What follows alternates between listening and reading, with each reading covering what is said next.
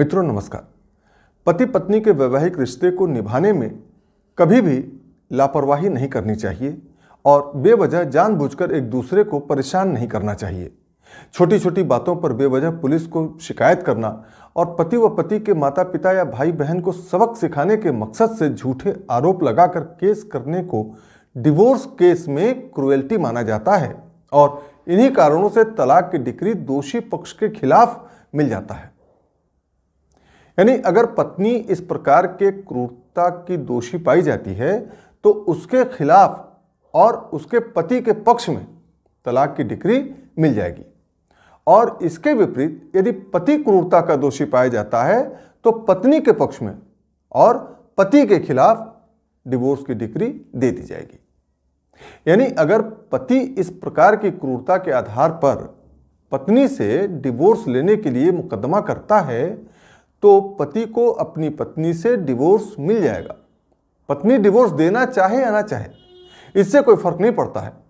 और जब पत्नी की गलती के कारण डिवोर्स होगा तो ऐसी दशा में जो भरण पोषण और एलिमनी आदि पत्नी को अपने पति से मिलना होता है उस पर भी इसका असर पड़ता है।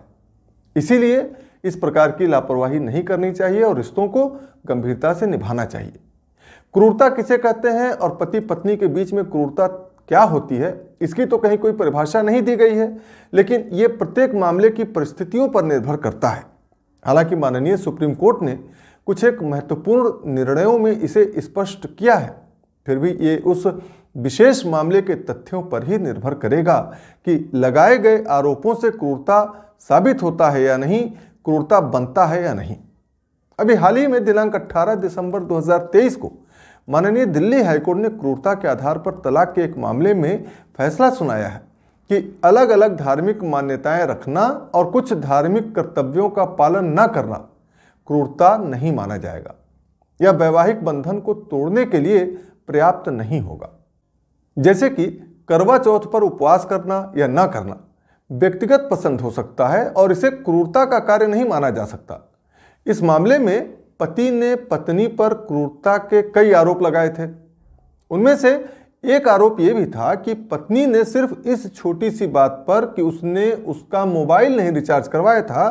करवा चौथ का व्रत रहने से इनकार कर दिया, और पत्नी के इस व्रत न रहने की घटना को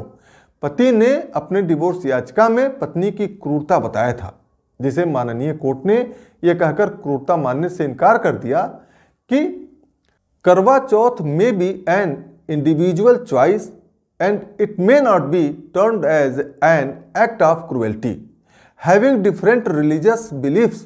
and not performing certain religious duties per se would not amount to cruelty or would not be sufficient to sever a marital tie. माननीय कोर्ट ने हिंदू विवाह अधिनियम की धारा 13 के तहत पति द्वारा दायर तलाक की उस याचिका में क्रूरता के आधार पर तलाक देने के फैमिली कोर्ट के आदेश के खिलाफ पत्नी की अपील खारिज करते हुए यह टिप्पणी की थी। इस मामले में दोनों का विवाह अप्रैल 2009 में हुआ था और वे दोनों 2011 में अलग हो गए थे। इस दौरान वे दोनों कुल मिलाकर 1 साल और 3 महीने ही साथ रह पाए थे, जिसके बाद पति ने पत्नी के खिलाफ डिवोर्स की याचिका दाखिल की थी और फैमिली कोर्ट से पति को डिवोर्स की डिक्री भी मिल गई थी, जिसके खिलाफ पत्नी ने ये अपील माननीय दिल्ली हाई कोर्ट में दाखिल किया था। परंतु पत्नी की अपील खारिज करते हुए माननीय कोर्ट ने कहा कि पति ने साबित कर दिया है कि पत्नी जनवरी 2010 में वैवाहिक घर छोड़कर चली गई थी और 47 दिनों के बाद वापस लौटी थी, जिसके लिए उसकी ओर से कोई स्पष्टीकरण भी नहीं दिया गया था।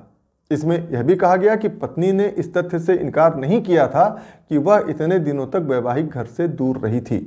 यानी यह एक एडमिटेड फैक्ट था। इसके अलावा कोर्ट ने यह भी कहा कि अप्रैल 2011 में जब पति को स्लिप डिस्क की एक बीमारी हो गई थी तो उसकी देखभाल करने के बजाय पत्नी ने अपने माथे से सिंदूर हटाकर, अपनी चूड़ियों को तोड़कर और सफ़ेद साड़ी पहनकर खुद को विधवा होना कहने लगी थी, जो वैवाहिक संबंध समाप्त करने का उसका ये अंतिम कृत्य था। दरअसल एक बार जब उसका पति स्लिप डिस्क हो जाने के कारण बिस्तर पर पड़ गया था, बीमार हो गया था, तो पत्नी ने पता नहीं किस कारण से अपना सिंदूर पोंछकर चूड़ियां तोड़ ली थीं और सफ़ेद साड़ी पहनकर अपने को विधवा कहने लगी थी।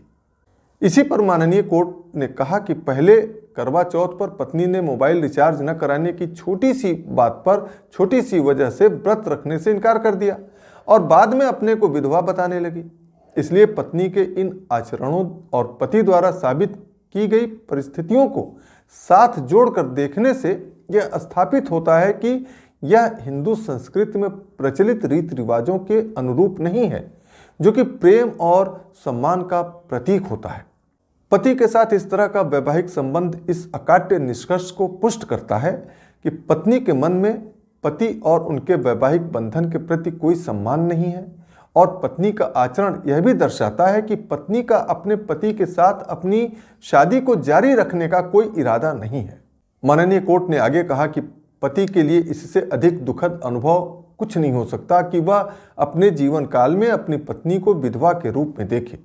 और वह भी ऐसी स्थिति में जब वह गंभीर रूप से घायल हो गया था, बीमार था और अपनी पत्नी से अपने देखभाल और सिंपैथी के अलावा